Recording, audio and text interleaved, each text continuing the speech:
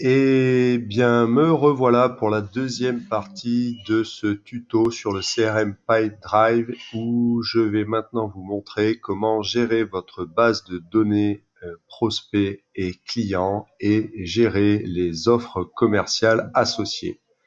Alors, je suis maintenant ici dans le menu Contact, vous voyez en haut, dans lequel je peux soit accéder à des contacts, donc des personnes physiques, ou bien accéder à des organisations, donc des personnes morales de type entreprise. Donc ce qui va nous intéresser, nous, dans un premier temps, ce sont les personnes physiques que l'on pourrait bien entendu ajouter massivement à partir d'un fichier, mais ça va pas être le sujet pour le moment. On va juste ici ajouter une personne pour la démonstration. Donc je vais m'ajouter en tant que contact du CRM. Je vais ajouter mon numéro de téléphone et ajouter une adresse email et vous voyez l'organisation, j'ajoute l'organisation Timeout Consulting et tout de suite j'ai l'indication que c'est une nouvelle organisation puisqu'elle n'existe pas encore en tant qu'organisation dans ma base de données. Donc voilà, je rentre ici 4 informations de base. Je pourrais paramétrer de rentrer plus d'informations lors de la saisie rapide de contact. Donc ça, c'est au choix de chacun et c'est quelque chose qu'on pourra voir plus tard, comment paramétrer cette petite fenêtre d'ajout rapide. Et donc, une fois que j'ai rentré ces informations, j'enregistre. Et donc là, vous allez voir, apparaît un contact, donc Sébastien Gors, qui est bien indiqué comme nouveau. Et ce que j'aime beaucoup dans ce CRM, ça va être la possibilité ici, par exemple, de modifier extrêmement rapidement les informations.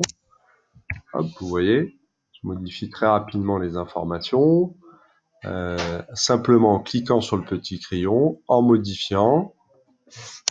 Par exemple, j'enlève le 33 et je mets le 0 pour faire bien 0,6, j'enregistre. Et vous voyez, hop, c'est modifié. Et ce que j'aime beaucoup également, c'est la possibilité de passer rapidement d'une vue à une autre. Par exemple, aller dans la fiche organisation. On voit qu'on est dans la fiche de l'organisation Timeout Consulting et qu'il y a ici un contact, Sébastien Gors, qu'on pourrait en rajouter un deuxième avec le petit bouton plus comme je viens de le faire, ou rajouter très rapidement une information, par exemple comme l'adresse, donc chose que je vais faire. Alors le 8 rue de la Monnaie, il faut toujours marquer Lyon, hop, en utilisant ici le moteur de recherche donc derrière de Google qui m'a sorti l'adresse automatiquement. Et donc vous allez voir que lorsque je vais retourner dans la fiche Sébastien Gors, j'ai bien mon numéro de téléphone et ici mon adresse email qui appartient au contact. J'ai bien l'organisation reliée, l'adresse qui a été rajoutée dans la fiche organisation. Et lorsque je retourne en haut dans mon menu, dans une vue de type liste, je vois apparaître toutes ces informations qu'on connaît déjà. Dernière petite chose que j'aime beaucoup, la possibilité ici de créer des filtres de façon après, en fonction des critères qui sont les miens, ressortir tous les hommes, toutes les femmes, tous les clients, les non-clients, ceux qui n'ont pas été clients depuis un temps déterminé, etc. Toutes les informations commerciales qui, moi, vont m'intéresser. Donc là, je ferme, je ne vais pas créer ce filtre. Et je vais vous montrer la deuxième menu important, le menu des offres ici, dans lequel vous allez pouvoir gérer les différentes offres commerciales. On a ici par défaut un process d'offres commerciales qui est un process en 5 étapes. Et s'il ne vous correspond pas, vous allez pouvoir dans les paramètres, menu en haut à droite, et à l'intérieur des paramètres dans le menu Pipeline, ici vous allez pouvoir modifier votre process, votre tunnel de vente par exemple, à la place de prospect identifié, moi, je vais choisir de mettre l'étape contact. Plutôt, c'est plus simple pour moi. Donc, je choisis par exemple de mettre l'étape contact et je choisis de rajouter à mes 5 étapes une 6e étape puisque je souhaite suivre mes offres jusqu'à la partie facturation. Et je vais même indiquer que ce stade de vente, le stade facturation, est un stade avec une possibilité de péremption. Et je vais mettre 30 jours, puisque comme je souhaite que mes factures soient réglées en 30 jours, en indiquant ici que dans ce stade, la date de péremption est de 30 jours, si je n'ai pas reçu ma facture à ce moment-là, je vais recevoir une alerte, comme quoi il est temps pour moi d'agir sur cette étape de la vente. Et vous voyez donc que là, j'ai donc un tunnel de vente en 6 étapes que je vais maintenant retrouver dans le menu offre en haut. Lorsque je vais cliquer, je vais retrouver mon tunnel de vente en 6 étapes. Et c'est à l'intérieur de ce tunnel de vente que je vais travailler. Et comment je fais? Par exemple, j'appuie sur le bouton ajouter une offre. Nom de la personne. Alors, je connais mon contact, vous voyez, qui apparaît, puisqu'il est déjà dans mon CRM. Mais si j'avais mis un nouveau contact, ça aurait été possible aussi. Donc, nom de la personne à contacter, Sébastien Gors. Nom de l'organisation.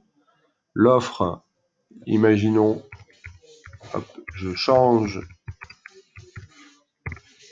Valeur de l'offre, je ne la connais pas. Et là, à quel stade cette offre en est? Pour l'instant, on va rester à prise de contact.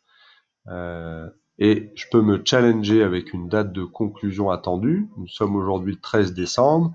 Mettons que je souhaite avoir terminé la conclusion de cette offre dans un mois.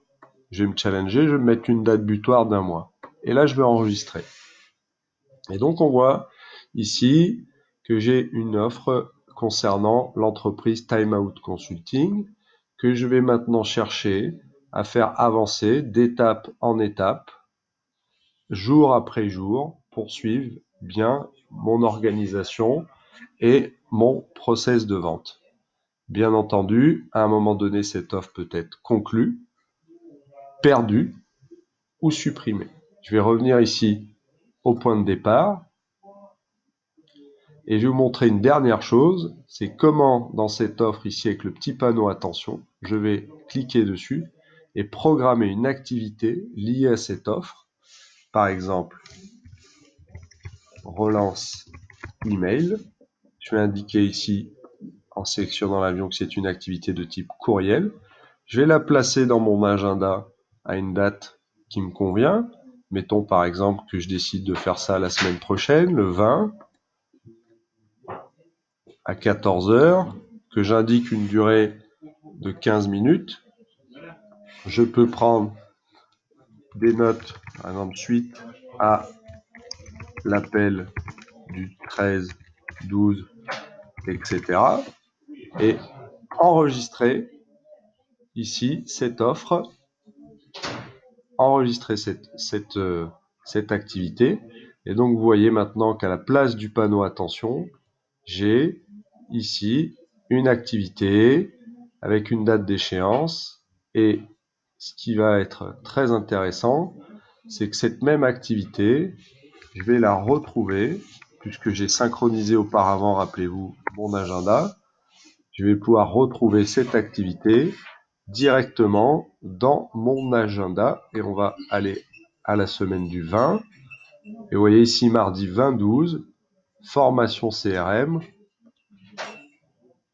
Sébastien Gors, de l'entreprise Time Out Consulting, faire une relance email. Donc ça, c'est intéressant. J'ai créé une activité dans mon CRM et je l'ai tout de suite dans mon agenda, donc potentiellement sur mon smartphone et sur l'ensemble des appareils de l'entreprise ou de l'équipe commerciale. Je vous retrouve dans la prochaine vidéo pour vous indiquer d'autres options avec ce CRM. À tout à l'heure.